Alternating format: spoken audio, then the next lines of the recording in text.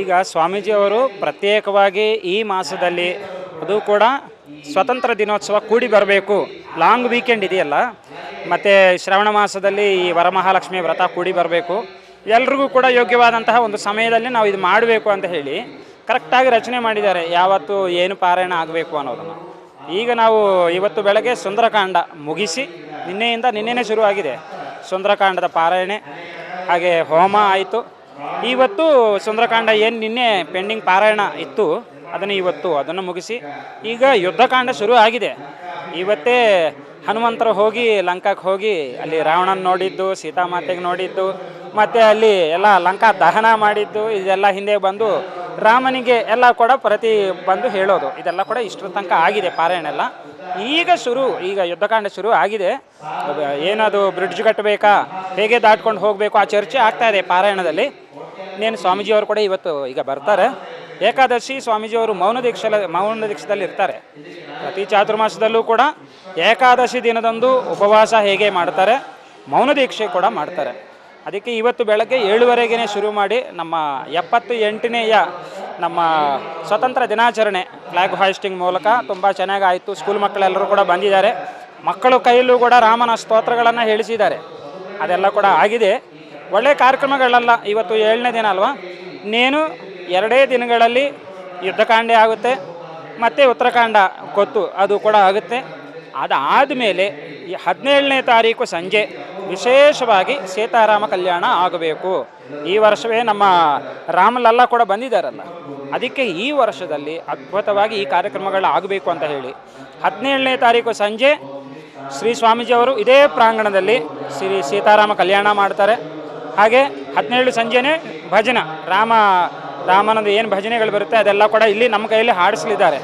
18ನೇ ತಾರೀಕು ಬೆಳಗ್ಗೆ ಶ್ರೀ ಸೀತಾರಾಮ ಸಾಮ್ರಾಜ್ಯ ಪಟ್ಟಾಭಿಷೇಕ ಅತ್ಯಂತ ಅದ್ಧೂರಿಯಾಗಿ ಅದ್ಭುತವಾಗಿ ಇಲ್ಲಿ ಮಾಡಿಸಲಿದ್ದಾರೆ. ಆವತ್ತು ಬೆಳಗ್ಗೆ 18 ಮಧ್ಯಾಹ್ನ ನಮಗೆ ಈ ರಾಮಾಯಣ ಯಾಗದ ಮಹಾಪೂರ್ಣಾಹುತಿ ಕೂಡ ಅವತ್ತು ಮಾಡಲಿದ್ದಾರೆ. ಇದೇನೆಂದರೆ ನಾವು ಕೆಲವರು ನಮ್ಮ ಬೇರೆ ಬೇರೆ ಕಾರಣಗಳಿಂದ ಉದ್ಯೋಗಗಳಿರ್ಬೋದು, ಇಲ್ಲ ವ್ಯಾಪಾರಗಳು, ನಮಗೆ ಸಮಯಾಭಾವದಿಂದ ನಮಗೆ ಬರೋಕ್ಕಾಗಿಲ್ಲ. ಅಟ್ಲೀಸ್ಟು 17, 18 ಈ ಕಾರ್ಯಕ್ರಮಗಳಿಗೆ ಬಂದರೆ 18 ಮಧ್ಯಾಹ್ನ ಪೂರ್ಣಾಹುತಿ ದರ್ಶನ ಮಾಡ್ಕೊಳ್ಳೋಣ, ರಾಮಾಯಣ ಯಾಗದ ಸಂಪೂರ್ಣ ಫಲವನ್ನು ಪಡೆಯೋಣ. ಯಾಕಂದರೆ ಪ್ರತಿದಿನ ನಮಗೆ ಬಂದು ದರ್ಶನ ಮಾಡ್ಕೊಳ್ಳೋಕ್ಕೆ ಆಗಿಲ್ಲ. 17, 18 ಈ ಕಾರ್ಯಕ್ರಮಗಳ ಇದೊಂದು ವಿಶೇಷವಾಗಿ ಮಾಡ್ತಿದ್ವಲ್ಲ. 17 ಸಂಜೆ ಸೀತಾರಾಮ ಕಲ್ಯಾಣ, 18 ಬೆಳಗ್ಗೆ ಶ್ರೀ ಸೀತಾರಾಮ ಸಾಮ್ರಾಜ್ಯ ಪಟ್ಟಾಭಿಷೇಕ. ಅವರು ಬಂದು ಮತ್ತೆ ಅಯೋಧ್ಯೆಗೆ ಬಂದು ಅವರಿಬ್ಬರು ಪಟ್ಟಾಭಿಷಿಕ್ತರು ಆಗ್ತಾರೆ. ನಮ್ಮೆಲ್ಲರಿಗೂ ಕೂಡ ಅವರು ಪಟ್ಟಾಭಿಷಿಕ್ತರು ಆಗಿದ್ದಾರೆ ಅಂದರೆ ನಮ್ಮ ಗೆಲ್ಲು, ನಮ್ಮ ವಿಜಯ ಅಂತ ಅರ್ಥ. ಅದು ನಮ್ಮ ವಿಜಯವನ್ನು ಪುಣ್ಯವನ್ನು ನಾವು ಕೂಡ ಪಡೆಯೋಣ. ಇದು ಕಾರ್ಯಕ್ರಮಗಳು. ಇದನ್ನು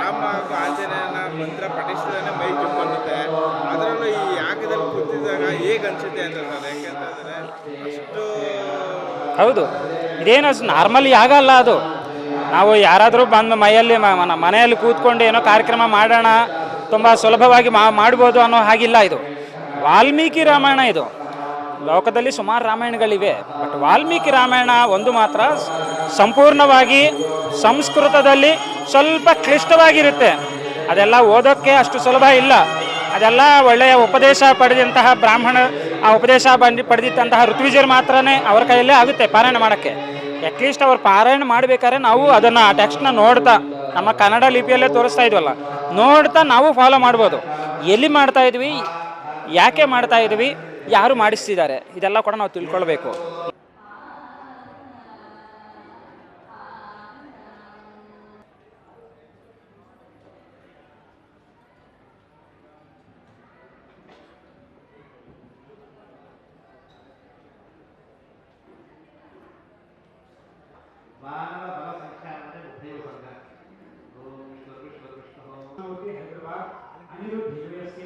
ಗೋಪಾಲಕೃಷ್ಣಮೂರ್ತಿ ಮೈಸೂರಿಪಟ್ಟಣಂ, ಕಾಮಾಕ್ಷಿ ಜಗ್ಗೋನಾಥನ್ ಮೈಸೂರು, ಅನ್ನದಾನ ಸೇವಾಕರ್ತರು, ಅಹಿಂದ